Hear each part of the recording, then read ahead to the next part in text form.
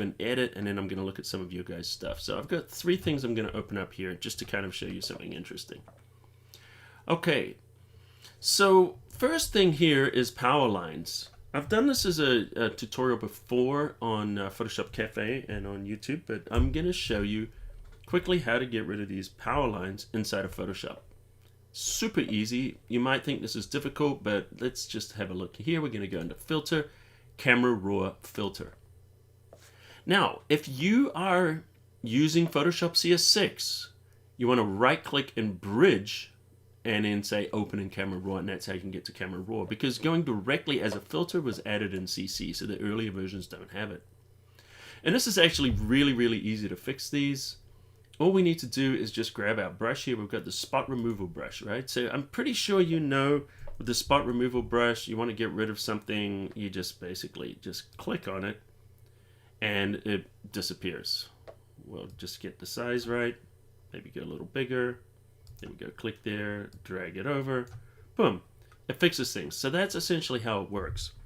But now you can also drag it if you want to fix things. So for example, see this up here, we've got this power line. I'm just going to click and I'm going to drag on this power line and release it, and boom, it's going to fix it. Now what happens when you do this? It creates a sampling area, see that? And then it uses that other area, which of course you can drag. If you don't like the result, you can drag it. There's also another tip, is if you hit the, I believe it's the / key, yeah. Each time you hit that / key, it's going to move it to a different spot. So if you apply these and you don't like the result, just hit / and let it just try a different one. So let's try it again here. We're just going to drag across here, fix that power line. And we're going to drag here, fix that one. I'm pretty sloppy today, actually. That's pretty bad. Let me do that a little bit better. And what I'm going to do in a second is I'm going to switch to my walk-on pen, because it's way easier to do this than with a mouse. There we go. And so if it doesn't look perfect, all you need to do is just change that sampling area, and that will just kind of clean it up there.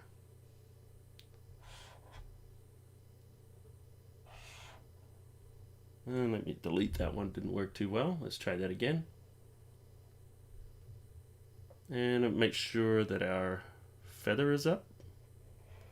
All right, there we go. See, as I turn that feather down, see what's happening? Now it's getting it good. So these areas that are not getting it too well, it's because that feather's too high. Let's drop that down. See what's happening there? And that's a nice thing. These are re-editable, so you can go back onto them anytime and look at this as I turn that feather down. Boom, gets rid of the power line. So here's another little trick. If I click once at the beginning, actually, let me not do it that way. Let me just drag it across. Here we go. And watch what happens there. That's with a lower feather. And of course we can drag that area out and see how you can just fix that by moving it around. And if you miss a little bit there, that's fine. You can just go back in and just touch it up. So the nice thing about this working non-destructively is that you can just keep going and tweak these. So even like these clouds, if you don't like those clouds in there, just go back over there and that's going to get rid of it. Now if we hide the overlay, you can see how quickly and easily we're getting rid of those power lines. If we see the power lines in an area like we do up the top here, what we do is click on it and we just make some adjustments. We'll turn that feather down and there we go. So what's happening there with that is just because that feathering, let me turn the overlay off so you can see it. Boom. So when you've got that feather high and you're working for very fine edge, what's happening is it's just bleeding over into there. So that's just one thing to keep an eye on. So as you can see, it's very quick and easy to get rid of power lines. All right, so let's continue. And hi there, Eric from France. All right, let me show you something else. It's kind of fun. So what I'm going to do is I've got these 2 images and I want to just kind of blur them together. And what this is doing is kind of building on something I showed you last week with the match color. So if I click on here, I want to combine the 2 documents. Click, drag into the tab. Don't let go yet. That's a mistake a lot of people do. They let go too soon. Go in here, hold down the Shift key, release, and now we've got that over the top. So now what I want to do is just mask these together. So with that selected, create a layer mask. And now we want to do a smooth blend between the 2 images. So hit the D key to reset the foreground background colors. We're going to grab our gradient tool. And then up here, you want everything just set to the default, which is foreground to background, linear, normal mode, and 100% opacity. Now let me see if I can get it right. I'm going to drag this out. I always go the wrong way. If I hold down the shift key, that will constrain it to 45-degree increments. See that? So if you want to have a nice constraint, you can do that. And look at that. For once, I actually did it where I went the right way. Okay, so this is kind of fun and interesting. But the big thing here is notice the colors don't quite match. So we've got sunset here, and over here it's, you know, different time of the day. So we want to just kind of fix that. And so what we do is if we just click up here into the layer, not the mask, make sure you've got the layer selected. And by the way, you can tell because this little white box appears around it. And also if the mask is on, if you look up here, it tells us what layer we're working on, and it tells us we're working on a layer mask, and it's an 8-bit channel. Let me click on the photo there. There we go, great. See, now it's showing layer 1 mask. All right, so here's a question. And I'm going to give a prize. I'm going to give a $50 gift certificate to photoshopCAFE for the first person that can type in the comments what this little star means. All right, let's see what you've got. Whoever gets it first is going to get a $50 gift certificate to photoshopCAFE, where you can go and buy any one of our premium trainings up to $50. So here we go. And of course, there's a little delay here, so I'm waiting for this to come through on the chat. Boom, there we go. Jim Mathis, not saved. That is correct. That means it is not saved. So if I save this, and of course I don't want to unsave that, so let me go to a different one. Let me show you here. So I go here. It's not going to show because nothing's changed, but if I change something, anything, just apply levels and don't even do anything, notice that star shows. If I hit Control S for save, that star goes away. So congratulations, Jim. Do me a favor, go to photoshopcafe.com, and you'll see the contact at the top there. Go in that contact and hit me up, and I'll get you that gift certificate. Very, very quick. Yeah, so what star? Someone was asking, look up here. See that little star on the name, on the tab next to 8? That means this image has not been saved. So if you're working and you don't know whether or not you've saved it or whether you've made any changes to that image, you can tell by looking at that star. So while we're on that, I'm just going to move my picture over. Can I do that on here? Let me have a look. Let me try something for you guys. I'm just going to move my picture over to this side for a second. And I want to show you some other things that you might not be aware of in Photoshop while we're here. And this is one of the beautiful things about this live from lockdown. We can just kind of go with different things that we couldn't do in a more structured tutorial setting. So if you look down the bottom here, you can obviously see your magnification. But then there's this here. This is telling us the pixel dimensions and the, which is kind of funny, the resolution. Now, if you guys check out what I did on Saturday, I just did a beginner's tutorial on Saturday on resolution. It's on photoshopcafe.com. It's also on a YouTube channel where I talk about this in depth. So these numbers, the pixels per inch, don't really mean anything. It's a lie. And check out the tutorial and you'll see why. But if you click on that little arrow, look at all the different things we can see here. It's a lot of interesting things. We can look at the document sizes. So this is the document. This is how much scratch disk it's using on the right. On the left is the document file size. We can look at the profile. This tells us it's an RGB, untagged, very bad. So if we go here and we want to add a color, we can assign a color profile here. Let's just go here, and why don't we make this sRGB, click OK, and now at the bottom here it says it's sRGB. So that's why if you're combining images sometimes, and one's Adobe RGB or ProPhoto RGB is a good example, and you drop it into an sRGB, it can change the colors significantly. I don't know if you guys have noticed that. And the way you can fix it, by the way, is you just go here and you just choose Convert to Profile. Let me go slower. So we're going up here under Edit, go down to Convert to Profile. So right now it's sRGB. If I was going to combine this with a ProPhoto, I could go up here and I could change it to ProPhoto RGB. And notice it doesn't really change the appearance too much. And I don't want to flatten it. I want to keep it as layers. Click OK. And now that's a ProPhoto RGB. So that means if I combine it with another photo that's ProPhoto RGB, the colors are going to match. So if your colors are shifting when you're combining images, have a look down here, go into the document profile, and look at that. I made a tutorial on that probably a year ago. And then of course we've got our dimensions, which is one I usually leave it at. Of course, if I change my rulers, right click, it's in pixels, so I can also see on those rulers what it is. And just a quick tip, if you want to change your unit of measurement, right click and you see you've got these different things. One that's useful here, percent. Of course, that's 100% there. If you're creating actions that have anything to do with resizing, work in percent. And if you do that, what's going to happen is the action will work on a photo of any resolution. If you have it set to inches or pixels and then you make a change with the action, it's going to make those absolute changes, and sometimes it won't work. That's why an action looks really good on some images and not others. But work in percentage when you create it, solve that problem. All right, so let's have a look here. We've got measurement scale. We can see here, all these kind of different things. Ones that can be useful, scratch disk, and I said scratch disk earlier on, sorry, that was the open and the saved version was one of the document sizes. The scratch disk, this here is showing me how much scratch disk I've got, how much I'm using. Efficiency, and this will tell you, if you're running filters and stuff and your computer starts to run slow, turn that efficiency on, and if that stays at 100, your system is awesome. You don't have to worry about upgrading anything at all. If you see that efficiency starts to drop, that's when you can consider doing things like getting a new video card or increasing your RAM. So if you want to know if you need anything, do everything you do, and if that efficiency stays pretty high, your system's fine. You don't need to get a higher system. Timings, how long it takes to do different things, the current tool, and we've got different things here. So I don't know if you guys are familiar with these, but they are very, very useful. So I'm just going to go up to document size and just kind of leave it there for now. All right.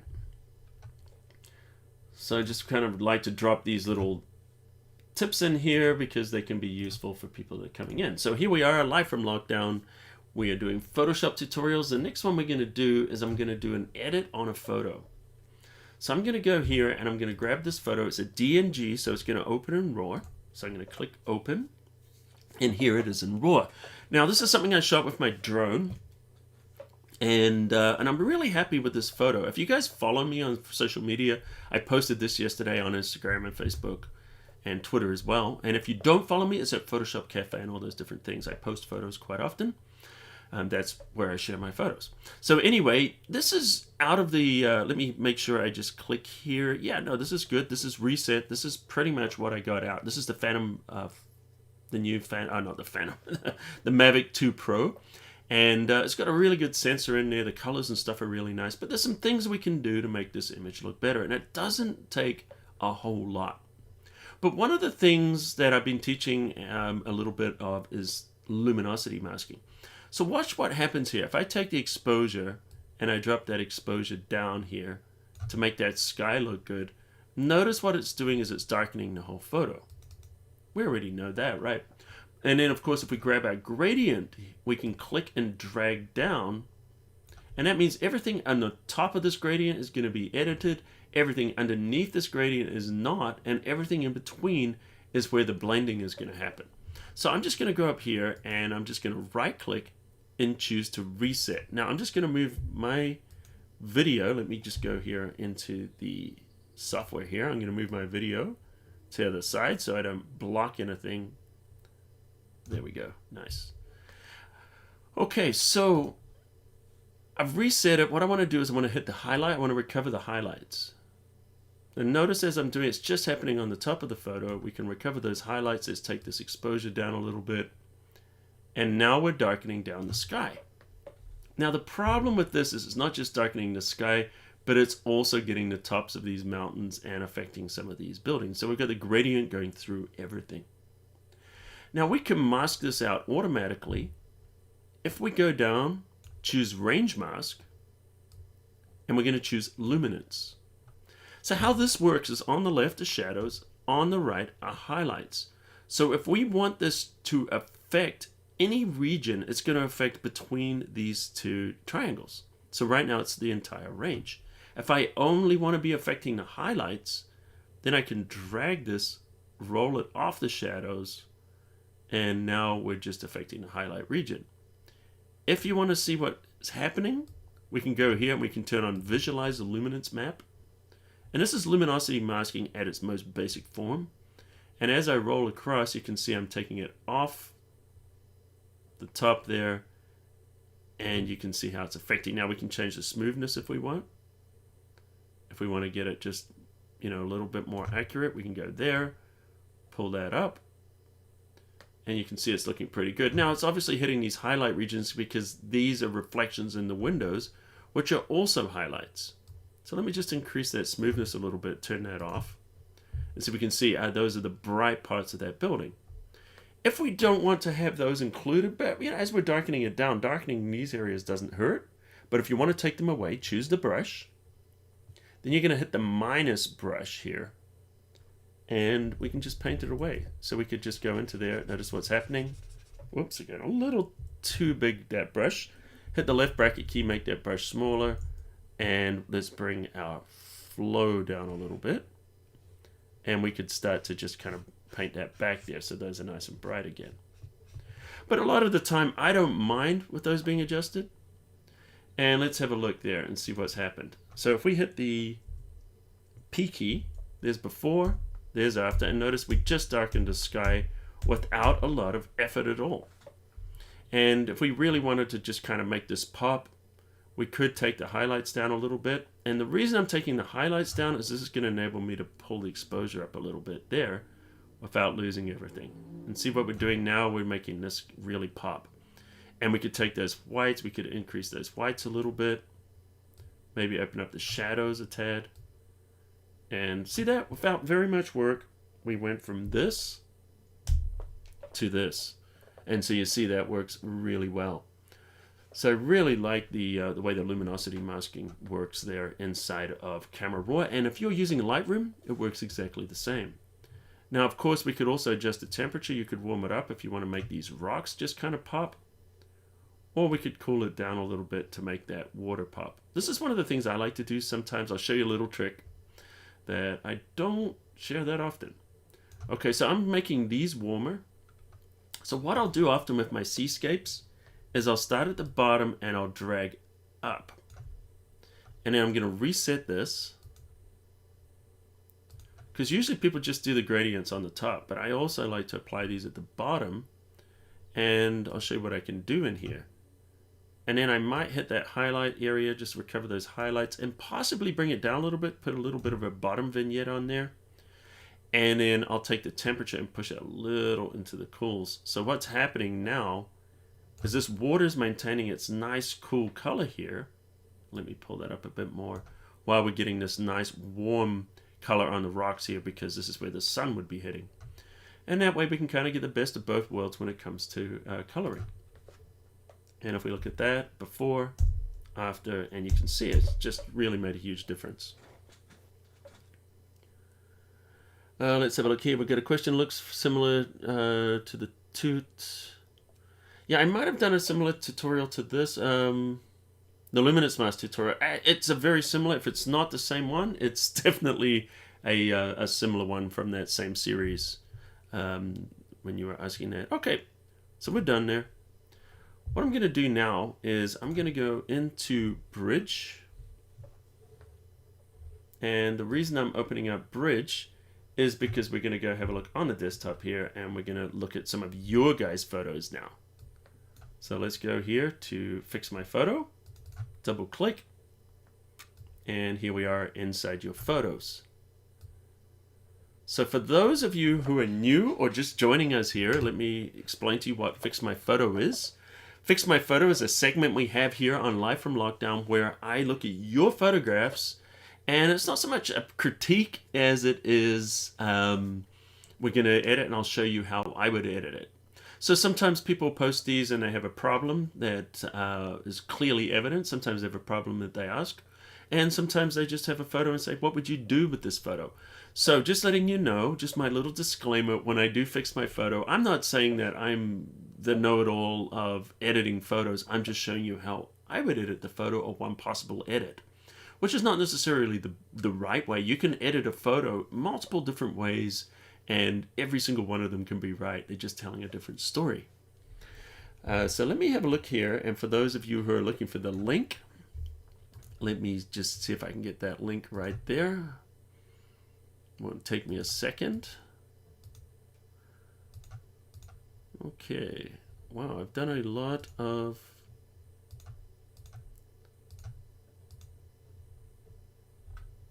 here we go.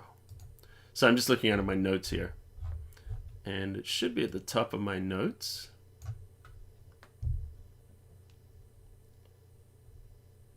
I've actually done a lot more notes this week than I expected. Okay, here we go. Okay, so fix my photo. Let me grab it here. I'm going to show you. Here's the link. Hey, Jane, new here from, let me get that in there, put that link in for you guys. That's the Fix My Photo link. Hi, Jane, nice to see you. From California, first time loving it, glad to hear it. And Diane, good to see you. All right, let's have a look. And what I'm going to do here is I'm going to show you the next segment that we're going to do, Fix My Photo. So I posted this on Facebook. And let me get that all the way over. So here it is. And essentially, I just created a thread here in Facebook. I want your photos. And then all you need to do is just reply here with your photo. Make sure that you've set that to 2,000 pixels across would be a nice minimum, or even a good amount that we can work with. Try not to put your perfectly edited photos on there, because there's not much to do if you've already edited them. And we can see here we've got the different comments, and in here people are responding with their photos. And then each week I'm picking different photos here, and we're going to work on them live. Now, if you want your photo to possibly be included, post it in there. That link is in the chat. And if you can't find it, just go to Facebook, to photoshopCAFE under Facebook. So you'll see here, here's our page here. This is photoshopCAFE right there. And you'll just see it there. So do that. And while you're there, just follow us if you don't mind. All right, so here's some pictures, and do me a favor too, put your name on it. And if you do have anything you want to do to it, also say that. So let's have a look. We've got Jacintha Compella. Hopefully I'm saying it right. Okay, so why don't we have a look? Here's a portrait, or a family portrait, I'm gonna guess. That we've got here, group photo. The big thing that strikes me with this photo that it really needs is there's issues here with the white balance. So it looks to me like it's a little bit too warm. So now we can fix the white balance right here inside of Photoshop, but the quickest way to do it is to go to Filter Camera Raw. Now, if you're working on a raw shot, you're going to see the white balance options here, but this is not, and judging by the compression here, this is probably a phone. This is taken on a phone, I'm going to guess, maybe an iPhone. Could have been any phone. If you're there, just say hi, by the way. And so it's really quite simple. So if you want to fix the white balance on here and you're not shooting in RAW, then what you want to do is just go up here, grab the eyedropper. This is our white balance tool. And now you're going to look for an area inside this photograph that should be white or neutral gray. So I'm going to guess his t-shirt. And if I click on there, notice how it just fixes that white balance in one click. Now you're going to get a slightly different result if you click in the shadow then versus the highlight area. And if we think, maybe this should be gray, we can click there, and I kind of like that. And it should be white there. What about that wall maybe? Not so much. So what I like to do, maybe this is supposed to be neutral gray here, we can click there. So what I like to do is rather than accept the very first place I click, I like to click around in areas that look like, they should be white or a neutral gray, and just find the mix that I like the best. And we can see there, just by fixing that white balance, that's helping this a lot. Now what we probably want to do is just pull back those highlights just a little, not too much, open up those shadows a little bit. And what we want to do is give it some contrast. So let's give it some blacks here. Holding down the Alt or the Option key, we can see the clipping. So you want to go just to when that clipping just starts for the blacks. Same thing for the whites. Pull it up there to when that clipping starts. And that way we can kind of get that. So we're holding down that Alt or the Option key as we're sliding the blacks and whites. The last thing I might want to do is just give this a little punch of vibrance. And looks like a little bit of noise and grain and stuff there. So why don't we go under the detail slider or the detail tab. And under here we're going to give it some noise reduction. First one I want to hit is color. I always like to hit that color noise reduction first because quite often we can fix it just by doing that. If we zoom into 100%, let's have a look. This is a safe way of doing our noise reduction. And I'm looking in here, I'm looking for those speckles. You know when you get the speckles of color? And let's just go up here. We're not really seeing too much in the speckles of color there. It's actually not bad for the color noise. But the color noise reduction also helps to reduce artifacts, as we saw last week. If you missed that, tune into last week's. All the replays are there. And maybe we'll just give a little touch of luminous just to smoothen out that noise. And then we're going to sharpen it a little bit. There we go. And let's fit on screen.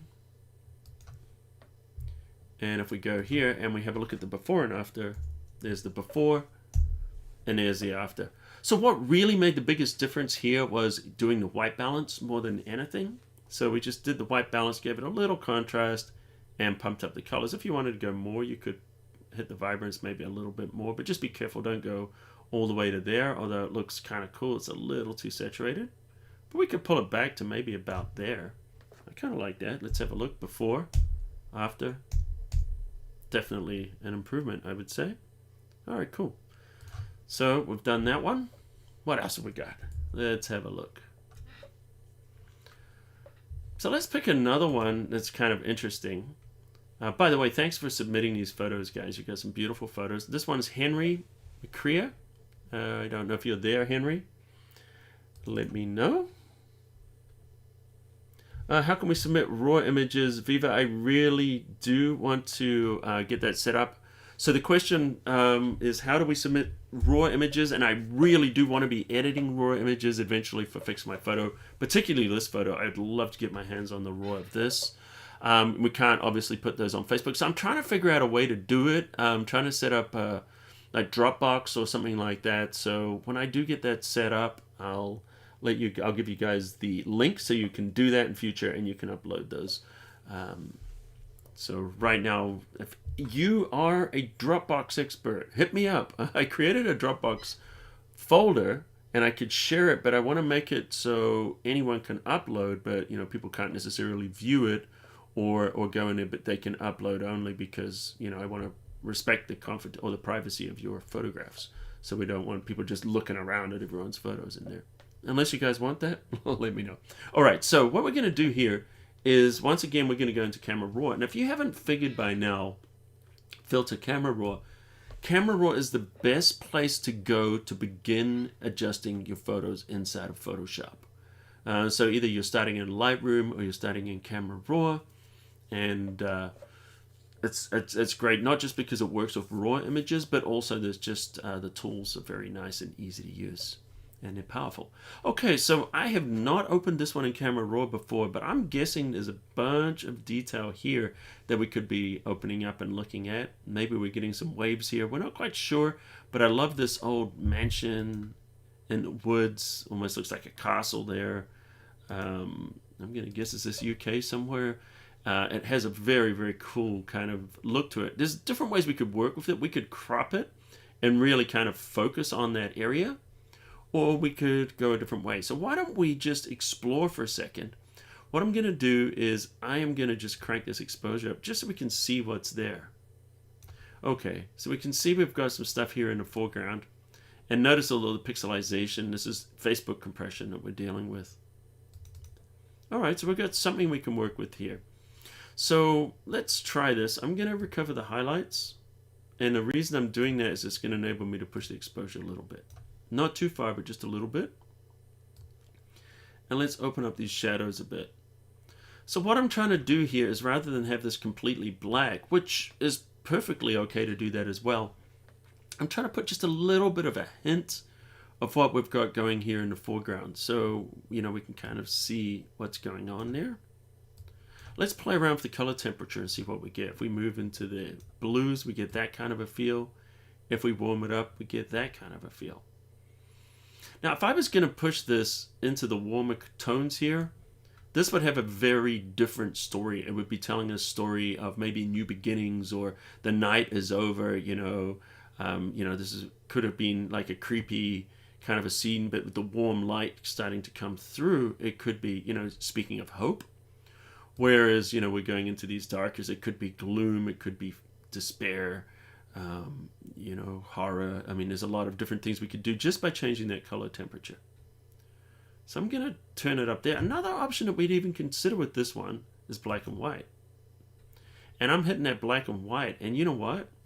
This is an image that could also work very well with black and white, because we've got these wonderful silhouettes here of the trees and this building here. It's a great silhouette. Once again, I really might consider cropping this, and maybe even cropping it into horizontal. That's another option that we could do here. But let's have a look with the black and whites. One thing a lot of you might not be aware of, a very powerful slider when we're working with black and white, is the temperature. Well, how can that be? It's black and white, there's no color. Well, what happens is when we're working with these sliders, they work on the underlying colors. So watch what happens. As I change, all I'm changing here is the temperature. And look at the different looks we can get with this photo. It's really quite an amazing range that we can get out of that. So I'm going to go here, I'm going to keep a little bit of contrast. Let's play around with the tint a little bit. Now, if we want to bring out more of the foreground area, why is it getting brighter when I'm doing the tint? Because it's green. There's the green grass in these green areas. As I'm going into the greens, it's brightening up those greens. As I go the other way, it's brightening the magentas and darkening the greens. Just like up here, when we're doing the temperature. As I'm pushing it towards the blues, it's brightening the blue areas, which is why usually skies will get brighter. Well, that's kind of nice too, with it blooming like that. That creates another look, which is also kind of nice. And if we go the other way, it's brightening up the warmer parts of the photo. So that's how essentially doing that can kind of work. So it's kind of fun to kind of play around with some of these. All right, so now that we've done that, one of the, there's different philosophies in black and white. Sometimes you can go for a very, very harsh contrasty like this, where you just block out the shadows. I'm sure you've seen this, where you just get very, very dark shadows here, and maybe even bright white, so you're going for a really high contrast look. More of a kind of noir kind of style. Or, there's also, the Ansel Adams school, using the zone systems, where you're bringing out, keeping just a little bit of detail in everything. That's another option. So you're not pushing things to pure black, and you're not pushing things to pure white. You're keeping just a little bit of tone in there. And this can also be quite pleasing when you go ahead and print it. So what I'm doing here is I'm not necessarily saying one way is right, one way is wrong. I'm showing you some different options of ways we could play with it. Okay, so one of the other things that's nice about working in here is we've got the split tone. Oh, before we do, let's go to the black and white mix, of course. So we can go in here and we can adjust this under any of these different colors. So notice here, this area here, we've got reds in the image. Notice what's happening. And if you want to see what's in there, just hit the P key, which is before and after, and then you can have a look. You can see, okay, we've got blues up here. We've got some reds and oranges and yellows in this area, and those are the reds there in that kind of a fog. So I'm hitting that P key again. So we know what we've got to play around with. So if we go with these oranges, notice how we can really change that. Same with the yellows. Oh, that fog's really working nicely. I want that fog to kind of blend into the building. Those artifacts are a little bit of a shame. Once again, Facebook compression, but we can fix that a little bit if we go under here, and then we go under the noise reduction, and notice what, when we do that with the color noise, it just magically makes those artifacts disappear. See, it's all blocky there. Give it a little bit of color noise reduction, gets rid of those artifacts. And that particularly works very well, when we go in these sliders and we go too far. So that's how you can kind of fix those, smoothing them out. All right, nice. So that's the black and white mix. Let's have a look with the blues, see what we can do here with the sky. Do we want to make that sky darker? We could. Play around with the aquas. Watch out for fringing around these trees though. We don't want that. See that? We don't want that, so let's just play around and just be careful not to get those. Now we could have some chromatic aberration happening in there too if we view this at 100%. You know, we just got to kind of watch that. And also, you know, with the compression artifacts, it's probably not helping. Okay, so the other thing we can do too is we can go under here, under the split toning, and we can apply some color. So maybe we want to add some of that blue back into the shadows. So what you do is you dial in the color you want in the hue. And notice it doesn't do anything yet. The reason it's not doing anything yet is because we've got to do something with the saturation. As we pull in the saturation, we start to bring in these tones. So now we've got this nice monotone image kind of into the blues. The other option, we could put something into the highlights as well to create more of a duotone kind of an effect. So why don't we go to something warm, and we might change this, but let's go here. We're going towards the yellows and the highlights. And see how that's creating an interesting effect. We could try different colors, like push it more towards the reds. Or we could push it more towards the greens. What do you guys like better? Yellow, green, or red? Which one do you think is looking the best? Let me know. Let's see what we've got here. Some comments here. Duotone, Viva. Yes, we are doing it right now. Sepia, we can do that. Jory. Okay, so split tones. Watching your thought process. Yeah, thank you. And that's the point of doing these, Tracy, the point of doing these live streams like this and working on your photos is so you can see my thought process and different options. Because I haven't actually done this image before. I haven't rehearsed it. This is all happening spontaneously right now. Spooky is the word we were looking for. Thank you, Viva. Okay, thanks, Russ. So what are you guys liking? Okay, we got green, yellow, yellow, yellow, yellow, green, red. Adjustment brush to brighten up the walkway. But yeah, we could do that. Not green, go for yellow. I think yellow is winning. Okay, and so why don't we push that towards the yellow. I'm going to say about there. That's where everybody is liking that. Okay, great. And the other suggestion was, why don't we go in here and use the adjustment brush, let's go in here, to open up this path. Well, there's a couple of ways we could do that. We could do it with the adjustment brush, but we could also grab our radial filter. Let's just see what happens if we use our radial filter here. And I'm going to drag that over that area. Now, the important thing here is right now it's working on the outside. I want it to be working on the inside. So we're clicking the inside. Right now it's darker, so let's just reset it. And now if it reset, we can increase the exposure. And maybe our highlights, open up our shadows. We've definitely got some terrible artifacts in here. So just imagine we were working on a raw file. And that's our feather. So we can play around with that feather a little bit. It's looking pretty good. Let's do a little bit more noise reduction.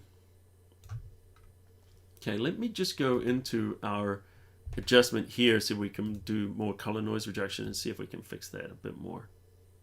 Okay, that's going even beyond what we can fix. But I think you guys get the general idea. So, you know, we could be doing that with that tool. Let's go back here. So if we grab our radial tool, that's one option. And let's take that away. And the other option, of course, is to do the brush. Make that a little bit bigger. And we could also paint in this leading line going up to the building.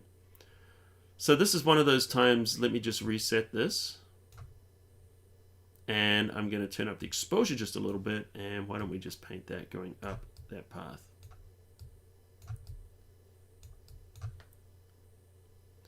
And we can adjust that exposure now we've applied it. I don't like it so much up there. Let's just kind of grab that and we're going to drag it down. Notice you can drag that brush stroke around. And if you want to see it, we just turn on the mask and you can see it. And we can drag that down. We can put it where we want.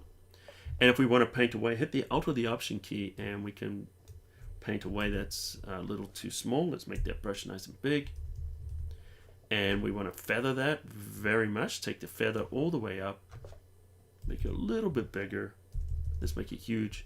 And we can just kind of paint. So what we're doing is we're looking at the mask, and this is where our adjustment is going to go. All right, so let's hide our mask again. And if we look at this, we can see, you know, we can go in here and we can brighten it up. So maybe we just open up the shadows a little bit. So we don't have to go too far. I think we just open up a little bit and then we can kind of start to see that path leading into that building. That's one option right there. This is definitely one of those cool ones where we would do very, very well working with that raw image. And I kind of figured because it was very dark. But let's see what we've got. Here's the before and here's the after. You can see we're completely changing the mood of that photo. And let's see what else we've got here.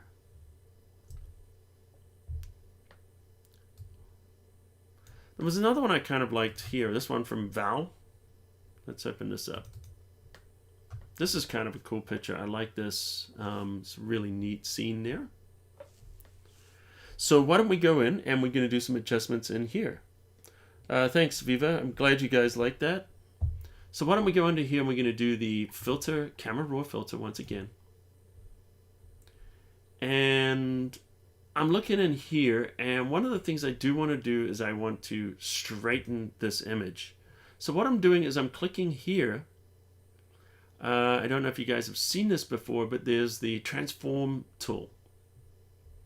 And we've got this upright.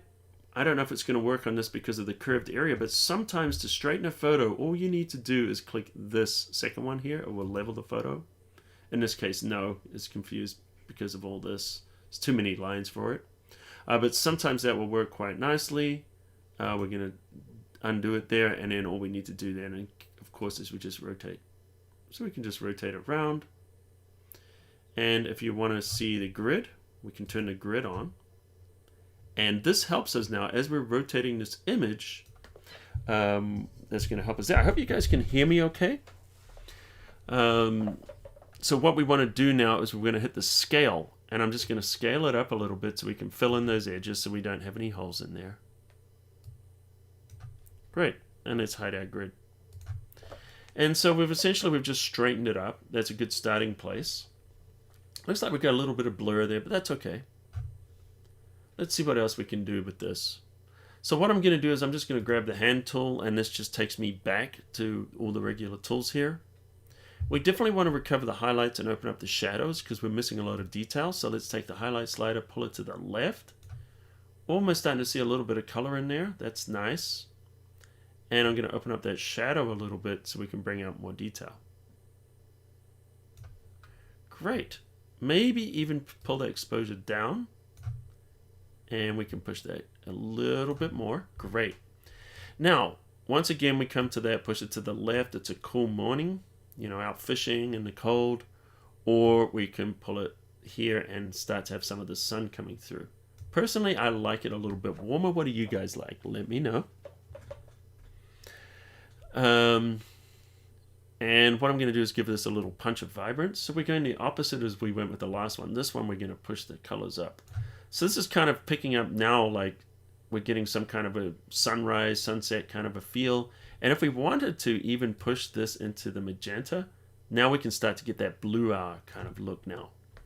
So we've been doing a lot here on color. There's before and after. So we've been really playing around with the color a lot on this.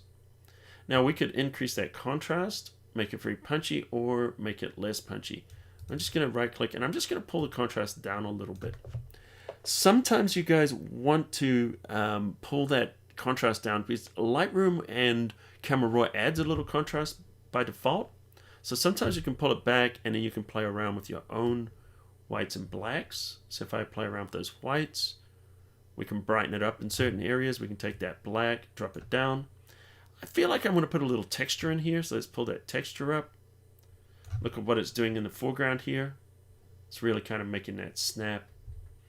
And then if we just look at this, what we've done here, let's just have a look and see what we've done before and after. So if we hit the P key, that's before and that's after. So in a second, we're going to jump in and we're going to do another photograph. Before we do, I just wanted those people that jumped in halfway, just want to welcome you to Live from Lockdown. Right now, we're doing Fix My Photo, where I'm fixing everyone's photos. And if you guys are watching, do me a favor, hit that like button right now. So that's going to help the algorithm, and it's going to just kind of help YouTube reach people, because a lot of the time, you know, the more likes and comments you get, the more it pushes those out. So it just kind of helps us be discovered here. And the other thing, if you're not subscribed yet, hit the subscribe button and turn on the notifications so you know whenever we upload a new video. We're going to jump in a sec. Thank you guys for hitting those likes. We just hit 100. Thank you very much. Just let you guys know, before we go and do the next tutorial, I'm going to look at another one of your photos. Right now, during this time, I'm uploading 3 times a week. It's a lot. It's a lot of work.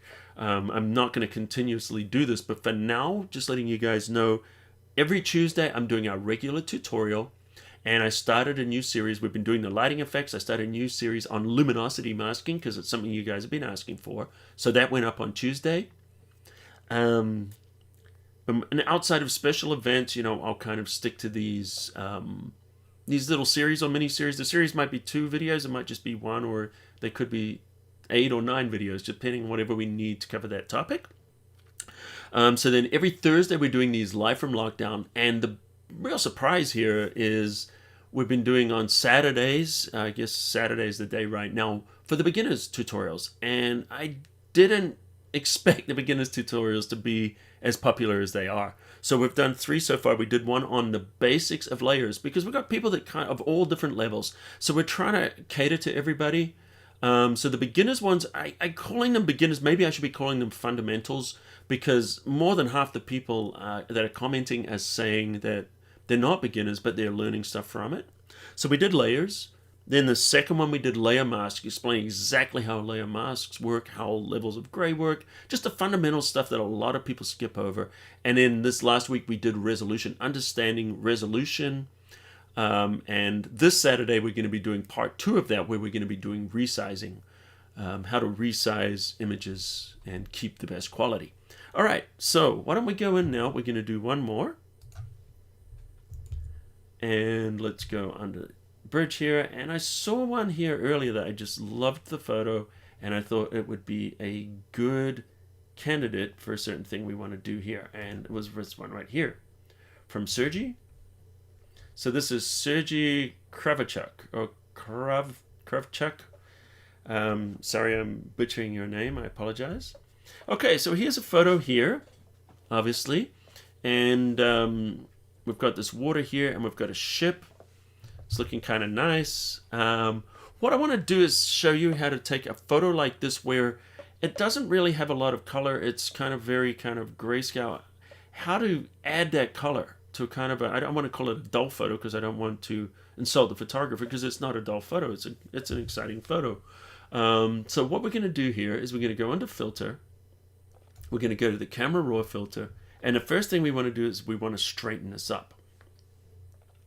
So why don't we just go back under here, and we're just going to do it the same way we did before. We're just going to grab our rotate and go here. Now there are cropping and straightening tools. Normally you would see a crop tool, and in fact, let me show you. The reason it's not going here is because I opened this in Photoshop. You can't crop in RAW from Photoshop. But if I right click here and I open in Camera Raw, now we get our crop tool. Let's have a look up here. See, the crop tool is available now, and also the straighten tool. Now they don't work from Photoshop. The reason they don't work directly from Photoshop is because you can't resize a RAW image or resize your document inside of RAW. And the reason for that is because you can be using a layer from Photoshop inside Camera Raw, so they don't want you messing with the size, because it can really mess you up. But if you're opening the image directly in Camera Raw, which we are now the crop and straighten tools will be available. So I'm going to show you a different way to straighten it, is with the straighten tool here. We just click and drag across the horizon, release it, and then all we need to do now is click on another tool, and that will apply it. And if you don't like how that worked, you just go back, do it again. Grab that straighten tool, and we're just dragging, and then we click there, and that's how we straighten a photo. Okay, so you have to go into the transform tool if you're opening it from Photoshop, like we did in that previous tutorial. So that's 2 different ways of doing that. Great. Okay, so let's have a look at how we would add some color in here. So there's a couple of different things that we want to do in here to do that. One of them is, let's just set our overall tones. So one of the first things I always like to do is set my exposure. Let's just set our exposure how we want it. Let's recover our highlights. And maybe open up the shadows a little bit. So the first three I always do is exposure, shadow, and highlight. Because what I'm doing is I'm revealing the pixels that I'm going to work with. Now you could just go in here and you could push the vibrance all the way up. But there's a better way of doing that. If we go up under here, and you guys know it, right? HSL, saturation, hue, saturation, lightness is here. Hue, saturation, and luminance. Luminance and lightness means the same thing. Okay, so if we're in here, all we want to do now is we want to increase the saturation here into these blues and aquas. That's one way to do it, but it's not going to get us all the way there. Oh, that's the hue I'm changing. Sorry, the saturation. So we can get more color. But there's another thing that's really important, and a lot of people don't think about it, color, is luminance. So luminance is the underlying grayscale. So if you look at the hue and saturation, they're the color. The luminance is the lights and the darks. And it affects color a lot more than people realize. Color is just a thin layer over the top of your grayscale information. Your luminance is defining what your image is, your black and white photo, so to speak. And then there's a thin layer of color over the top. Like a good example is if you take red and then you add the underlying, you brighten it up, guess what happens? You get pink. And that's not changing the color. It's not shifting the color. All it's doing is shifting the luminosity underneath. So it really has more of an influence on color than a lot of people realize. So if you want to boost your blues, and this is something I do on skies all the time. If you want beautiful blue skies, this is the step to go, is choose luminance, take those blues and darken them down. That's what you want to do. And if you're not sure where they are, there's another tool up here. Just click on this tool, choose luminance, and then all you need to do is just click and drag down. And notice it's blues and aquas are moving. So that will help you on screen discover those colors. So let's go in here. We're doing those blues. We're darkening them down. Now watch what happens when I add the saturation. Now when I add the saturation, this really, see how it just really takes now? I'm not going to go too far. I'm going to go a little bit the blues and the aquas. Push those up a little bit. And now if we go back, and now we want to use vibrance, watch what happens. Now that vibrance just really just picks up that little bit of color and goes for it. Because the thing, the way vibrance works is different than saturation. Saturation, if it's all the way to the left, there's no color. If it's all the way up, the color's turned all the way up. Vibrance works different. What it does is it looks for color. If there's a little bit of color, then it will affect that little bit of color more than it will in an area that's very saturated. If there's a very saturated area, it's not going to change it as much. So that's where things like water and skies and things like that, when you go into that vibrance and you give it something to get a little traction into, which is why I went into the hue, saturation, and luminance, HSL, gave that little bit of color, then vibrance just digs in with that and can really just do a lot. So we can push that up there. Let's go into our noise reduction. Let's do our color noise reduction. Boom, those artifacts disappear mostly. Give a little touch of that luminance. And you'll find even when you're working on really good images, when you start to use HSL and you get past about there, if you divide this into thirds, whenever you get on an outside third region of any one of these, even there, even on a good image, you're going to start to get those artifacts using those sliders, just so you know. But my little trick there is to go under the detail, under color, boom, cleans it right out. All right.